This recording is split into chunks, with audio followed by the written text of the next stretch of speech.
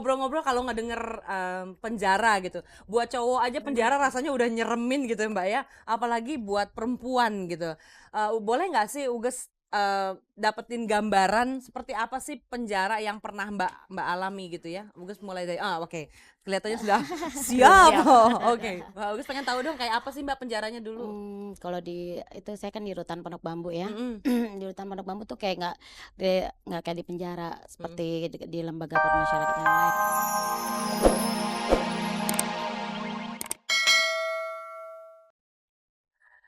Pemirsa, seorang penjaga penjara wanita sedang ngobrol-ngobrol dengan salah seorang tahanan wanita yang sesaat lagi akan menjalankan hukuman atau dieksekusi karena kasus narkotika. Terus dia ngobrol-ngobrol dengan cara kekeluargaan supaya si tahanan ini nggak stres karena sebentar lagi akan dihukum mati. Dia bilang sama tahanannya, kamu tenang aja, gini deh kamu banyak-banyak berdoa. Siapa tahu kalau kamu banyak berdoa dalam beberapa jam belakangan ini tiba-tiba hukuman kamu bisa dikurangi. Kan bisa begitu.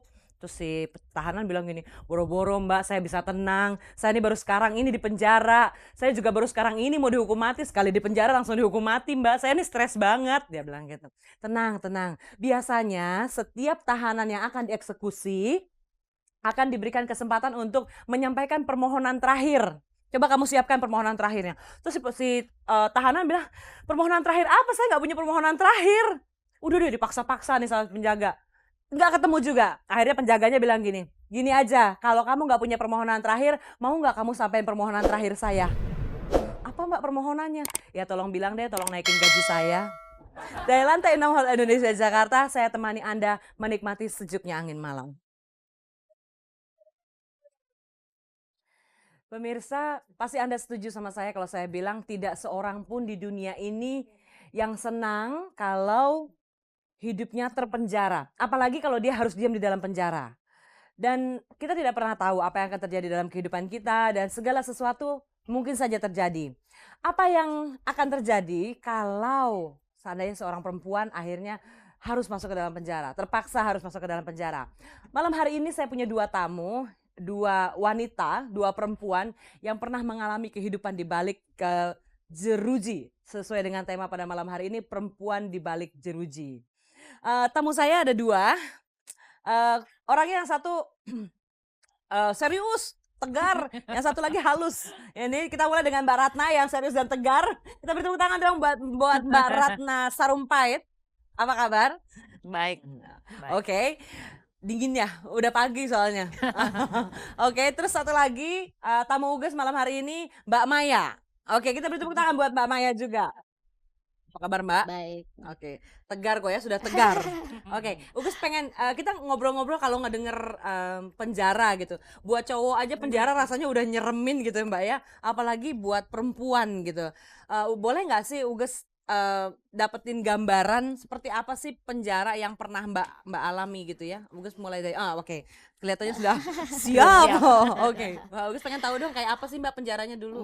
Kalau di itu saya kan di rutan Pondok Bambu ya. Mhm, Di rutan Pondok Bambu tuh kayak nggak kayak di penjara mhm, seperti di lembaga permasyarakatan yang lain ya. mhm, Karena di situ kan warga binaan, mhm. jadi kayak lebih condong ke kayak asrama, kayak pesantren gitu deh gitu. Oh gitu. Mm-mm. Jadi, lingkungannya juga nggak pakai tralis-tralis gitu? Eh, dari ya di dalam tetap pakai Mhm. tali ya, cuman maksudnya dari luar nggak kelihatan.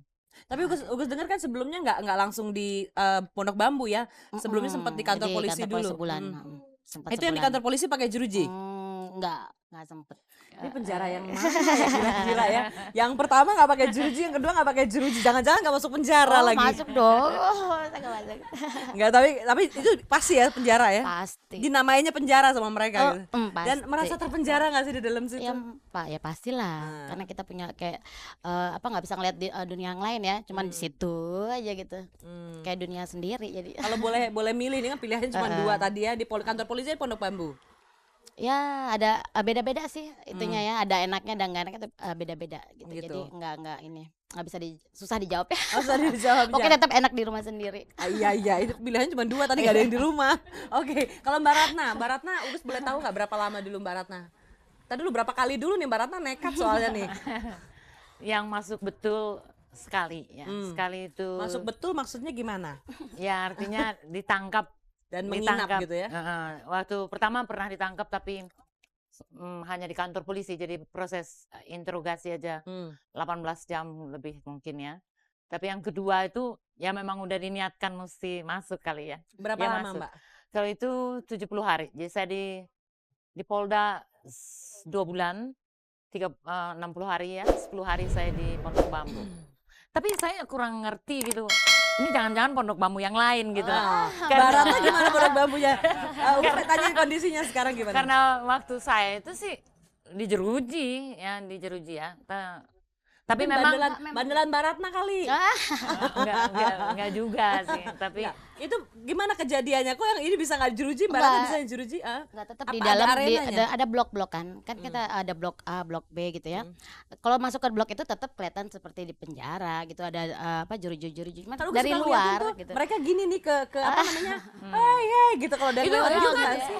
itu kan jam sekian baru dibebasin, ada kan Iya, ada gitu. jam. Artinya ada masa-masa kita Iya. betul-betul nggak boleh keluar. Oh, Gitu. iya. gitu. Ada juga gitu. Ugus tahu rasanya pasti nggak enak, tapi boleh nggak sih cerita kalau malam nih Mbak ya, siang mungkin masih bisa lihat matahari, masih bisa ngobrol sama temen, malam gitu Mbak yang paling menusuk-nusuk tuh apa sih Mbak Ratna kalau Mbak Ratna malam tuh? Nggak tahu ya, kalau saya mungkin lain ya. Saya tahu betul saya akan di penjara. Artinya waktu itu kan kita semua itu udah rahasia umum lah. Orang yang agak nekat pasti akhirnya ujung-ujungnya masuk penjara gitu. Jadi secara moral sebenarnya saya udah siap. Jadi mungkin yang paling takut buat saya itu sehari sebelum di penjara, sebelum saya melakukan sesuatu yang saya yakin akan membuat saya masuk penjara. Saya masih sempat bertanya pada teman-teman, jadi saya besok siapa yang masuk penjara? Ya kamu katanya. Oh jadi saya masuk penjara? Iya. Itu satu malam itu saya gelisah ya. Itu belum masuk malah ya? Belum. Itu saya gelisah nggak bisa tidur. Tapi begitu udah ditangkap, saya malah cuma nanya, ya ditangkap ya? Cuman gitu doang gitu. Dan akhirnya masuk. Dan terus terang saya harus mengakui, waktu itu kalau menurut saya sih, saya nggak merasa diperlakukan dengan kasar, kecuali pada saat penangkapan. Tetapi kalau di penjara itu sendiri, malah kadang-kadang ada 1-2 yang mengatakan, barangkali karena background penangkapannya ya. Jadi ada juga beberapa yang manggil saya ibu rakyat gitu misalnya. Jadi mereka manis ya kalau menurut saya sih, selama saya di penjara tuh ya yang politiknya mungkin nggak enak, tetapi kalau yang pergaulan di dalam dengan polisi, bagaimana mereka memperlakukan saya, kadang-kadang kalau mereka mau interogasi saya nggak siap, saya bilang udah siap belum dengan pertanyaan yang bagus, saya bilang. Terus dia bilang belum Mbak, ya kalau belum sana kamu pergi dulu deh nanti kapan-kapan, saya bilang gitu. Ya artinya udah di penjara sedemikian. nekat pula gitu ya? Tapi mereka juga nggak tersinggung gitu, karena kayaknya kita memang suasananya kan waktu itu udah lain ya, sudah ada kebutuhan untuk berubah gitu. Jadi walaupun kamu posisinya di mana, sebenarnya kebutuhan itu deep inside udah dirindukan orang gitu. Jadi ada kekuatan di dalam ya Mbak, psychologically kuat gitu karena ya, jadi kalau malam dukungan, itu juga ya malam nggak lihat matahari tapi kan bisa membayang-bayangkan apa gitu ya. Gitu. Saya nggak tahu, nggak pernah. Ya kesepian tuh ada, saya rindu anak-anak saya, anak saya jauh ya. Juga waktu pertama saya kan anaknya juga ikut ditangkap. Jadi anak perempuan saya tuh selama 2 minggu pertama tuh ikut sama-sama. Dalam urusan yang sama? Iya, ya ditangkap karena dia jemput saya, dia ditangkap. Mungkin yang paling menarik sekali, satu kali kita nggak tahu gitu bagaimana harus mencari makanan. Itu hari pertama saya rasa di penjara. Jadi kita nggak tahu bahwa kalau udah sore tuh udah tutup semua pintu dan kita nggak mungkin lagi belanja di luar, dan kita nggak mungkin sempat belanja, itu ada tempat belanjanya? Ada warung, ada pedagang-pedagang gitu ya. Jadi kita kalau mau makan malam itu harusnya siang disiapin. Kita nggak tahu, jadi malam itu kita makan ransum, dan ransum itu hanya tempe 2 potong ya gini, terus nasi yang buar gitu. Terus saya sedih banget karena anak saya itu ngeliatin saya. Kita main lihat-lihatan nih, liatin nasinya. Terus anak saya bilang, ayo dong Mi, makan, enak kok, rasa asin ada katanya. Itu betul-betul, itu sangat saya ingat gitu. Ya yang kayak gitu-gitu barangkali ya. Lebih ke ini ya, rasanya ketika ada di dalam. Posisi saya mungkin agak lain juga karena teman-teman yang ada di penjara, terutama di Polda ya, satu kamar itu kita ada 13 orang. 13 orang itu yang tahanan politik hanya saya, yang lainnya tuh kriminal. Oh, Ya, oke. jadi mereka karena mereka tahu saya, Penghargaannya beda ya? bukan the way hanya itu, mereka. saya jadi kayak emaknya mereka juga gitu. Jadi kayak Ah, penghibur. Kadang-kadang oke. kalau saya lihat semua stres, saya main drama sendiri gitu, monolog gitu di Pak. Kan ada Ah. balik gitu, gede. Entertaining di mana-mana ya, tetap ngibur. Terus kalau Mbak Maya gimana?